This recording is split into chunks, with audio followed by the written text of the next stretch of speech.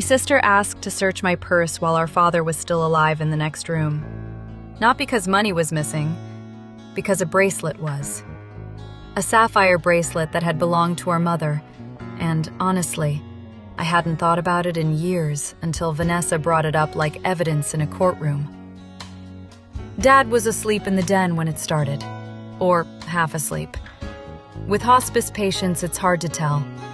The TV was on mute, some fishing channel, flickering blue light across the room while rain smacked against the windows, hard enough to make the gutters overflow.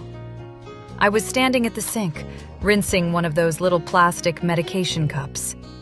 My hands smelled like rubbing alcohol and canned soup. Vanessa walked in, already irritated about something.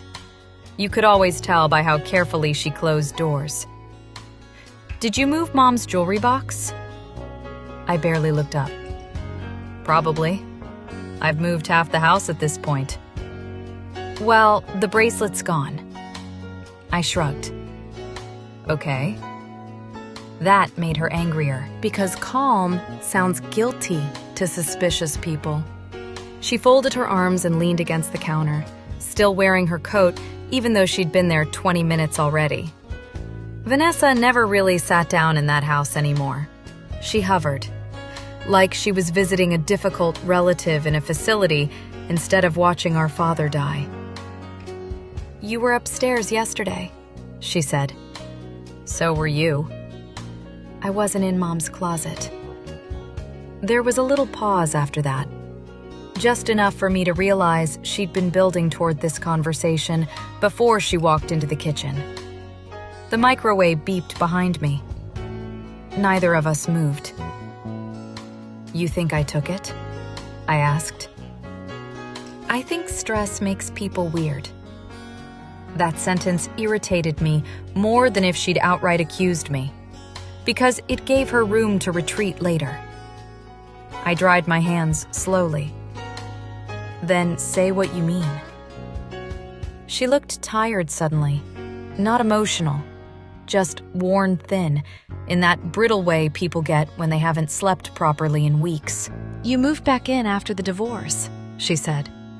"Dad changed things around financially. Nobody tells me anything anymore. And now jewelry disappears." There it was.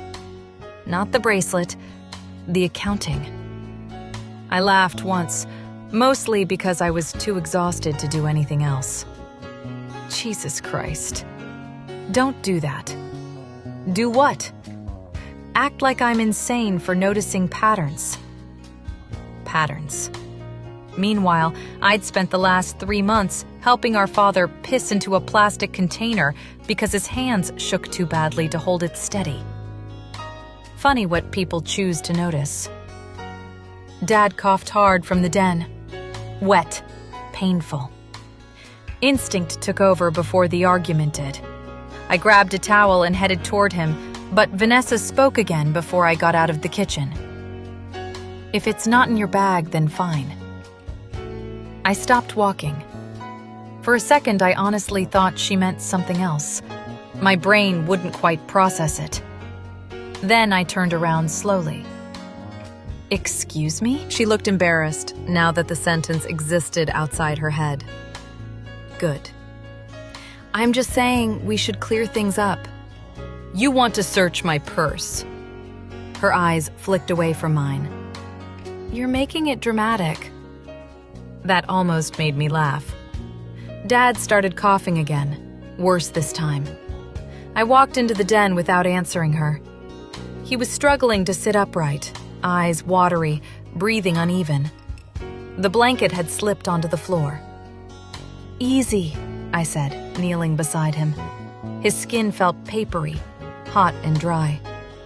Vanessa stayed in the doorway, watching us, arms still folded tight across her chest. Dad looked from me to her. Even drugged and exhausted, he understood enough to know something ugly had entered the room. "What's going on?" he asked. Neither of us answered immediately, and that silence said everything. His face changed a little then. Not confusion, recognition. family recognition. The kind old people get when they realize their children have quietly started dividing the furniture before the funeral even happens. Vanessa finally spoke first. "Mom's bracelet is missing." Dad stared at her for a long second. So, nobody knows where it is. Another silence. Then his eyes moved to me. Not suspicious, just sad. That somehow hurt more. "I didn't take it," I said quietly. "I know," he replied immediately. Too immediately. Vanessa straightened. "Dad, no." His voice came out rough. "Your sister's been keeping me alive while you argue with insurance companies on speakerphone." "That's not fair." "No," he said, breathing hard now. "Fair would have been both my daughters showing up before hospice." That landed. Vanessa went pale fast. I actually regretted it the second I saw her face. Because here's the ugly part, nobody likes admitting about dying parents. The child who handles the paperwork usually gets judged against the child who handles the body, and the body always wins emotionally. Vanessa swallowed hard. "I have kids, Dad." "And she has nothing right now," he snapped back.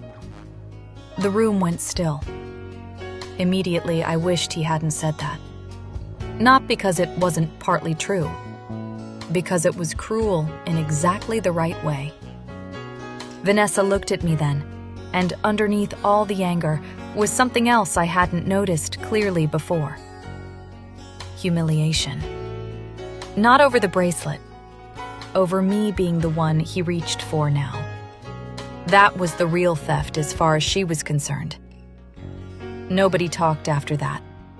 Dad drifted back asleep eventually, with the TV still flickering across his face. Around midnight, I found Vanessa sitting alone at the kitchen table in the dark, eating dry cereal out of a coffee mug. No milk, just cereal. She looked up when I walked in, eyes red, mascara smeared underneath one of them. "I didn't really think you took it," she said. I leaned against the counter. "Then why'd you do that?" She stared down into the mug for a while before answering. "I think he loves you more when he's sick." There it was. Small, embarrassing, human. Not greed, not inheritance. A 50-year-old woman quietly turning back into a little girl at her parents' kitchen table. I sat down across from her. Neither of us said sorry. We were too tired for performance by then. Dad died 36 hours later. The bracelet turned up after the funeral in the pocket of one of his old winter coats. He'd hidden it there because he was getting paranoid near the end, and forgot about it afterward. Vanessa laughed when we found it. Actually laughed. Then covered her face with both hands, like the sound had escaped accidentally.